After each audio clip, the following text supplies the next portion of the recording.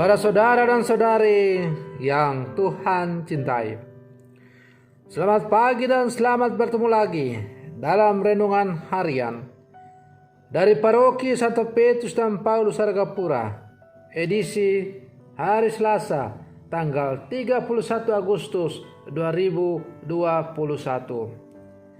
Mengawali hari yang baru ini, kita hendak mendengar dan merenungkan sabda Tuhan.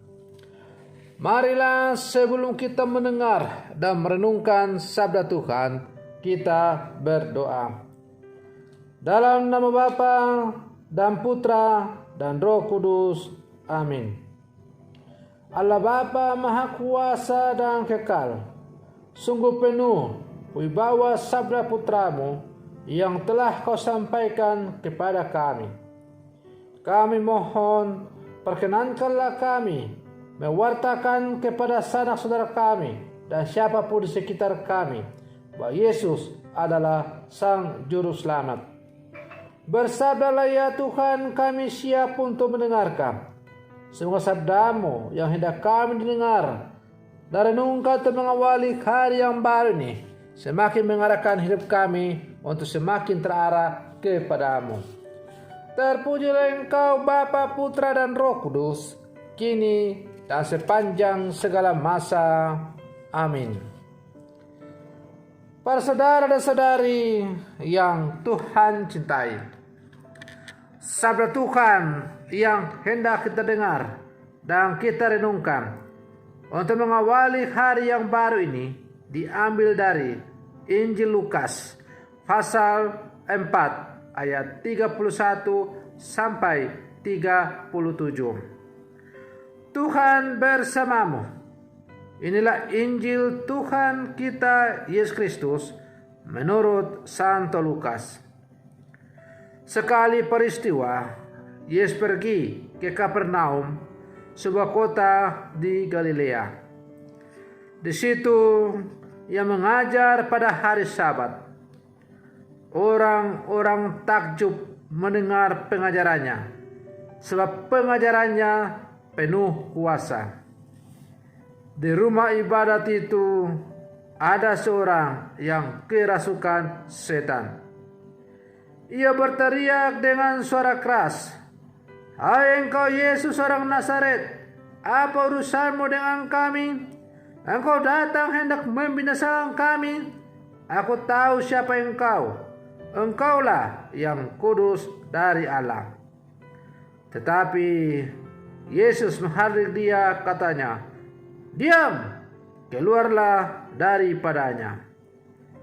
Maka setan menghempaskan orang itu ke tanah, ke tengah orang-orang banyak, lalu keluar daripadanya, dan sama sekali tidak menyakitinya.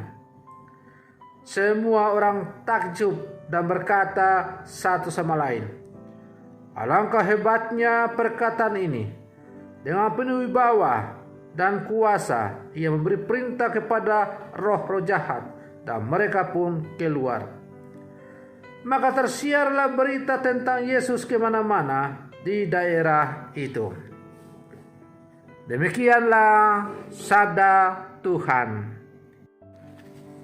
Para saudara dan saudari yang Tuhan cintai, jangan tidur seperti orang lain, tetapi berjagalah. Urusan tidur dan berjaga juga pernah dikatakan Yesus kepada murid-muridnya di Taman Getsemani. Ketika murid-muridnya tidur saat Ia berdoa, Yesus berkata, Tidak dapatkah kamu berjaga-jaga 1 jam saja? Berjaga-jagalah dan berdoalah supaya kamu jangan jatuh ke dalam pencobaan. Pesannya sama, yaitu berjaga-jaga terhadap situasi pencobaan atau kegelapan. Kisah Injil menunjukkan kenyataan betapa mengerikannya kuasa kegelapan yang biasa memasuki dan menguasai manusia bila mana manusia itu tidak waspada dan berjaga-jaga. Para saudara dan saudari yang Tuhan cintai, sabda Tuhan yang dipendengarkan hari ini mengingatkan kita untuk sadar dan berjaga-jaga. Bukan hanya tidak lengah supaya kegelapan tidak menguasai kita, tetapi sadar bahwa kita selalu disertai Tuhan. Perkataan orang-orang yang menyaksikan bagaimana Yesus mengusir setan menunjukkan siapa Yesus itu. Pribadi yang penuh kuasa dan wibawa, bukan hanya kepada manusia, tapi juga kuasa jahat. Tuhan yang menyertai kita adalah Tuhan yang penuh kuasa. Dia mengundang kita untuk berjaga bersama Dia di setiap waktu, agar kita jangan jatuh ke dalam kegelapan. Para saudara dan saudari yang Tuhan cintai, menurut Santo Ignatius Loyola, salah satu ciri roh jahat ialah bertindak seperti buaya darat, lebih menyukai kegelapan karena ingin menyembunyikan perbuatan maksiatnya. Terang kebenaran, transparansi ditakutinya. Maka Santo Paulus menegaskan bahwa orang Katolik mestinya bukan merupakan orang-orang malam atau orang-orang kegelapan, melainkan anak-anak terang dan anak-anak siang. Orang yang hidupnya benar tidak takut berterus terang dan transparan. Kebenaran itu memang memerdekakan. Orang seperti ini akan selalu siap menyambut kedatangan Tuhan.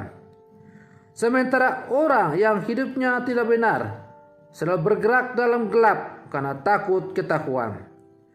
Orang seperti ini tidak merdeka, dibelenggu oleh kecemasan dan malah takut akan kedatangan Tuhan.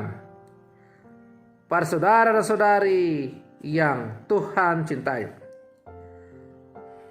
orang yang kerasukan setan ketakutan didatangi Yesus. Ia tahu bahwa Yesus adalah yang kudus dari Allah. Setan dalam diri orang itu menjadi cemas dan gentar karena berpikir Yesus hendak menghancurkannya.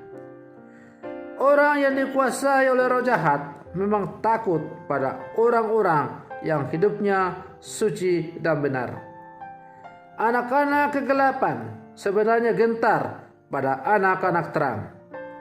Orang-orang yang tidak jujur atau korup dalam suatu instansi merasa terancam dengan kehadiran orang jujur dan bersih. Sebagaimana Yesus disegani oleh orang banyak, kita pun bila setia hidup sebagai anak-anak terang akan disegani dan dihormati. Cara hidup kita yang jujur dan bersih menjadi cambuk bagi orang-orang yang tidak jujur.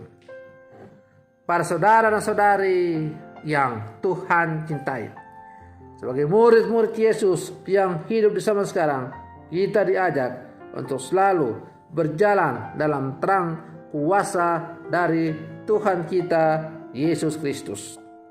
Kalau kita selalu berjalan dalam terang dari Tuhan kita Yesus Kristus, maka yakin dan percayalah bahwa kita akan selalu berjalan di jalan yang benar dan lurus.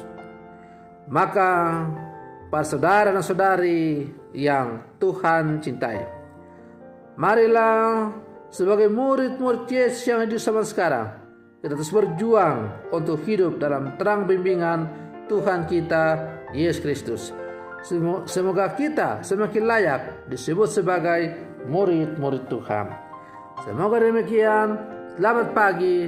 Tuhan Yesus memberkati.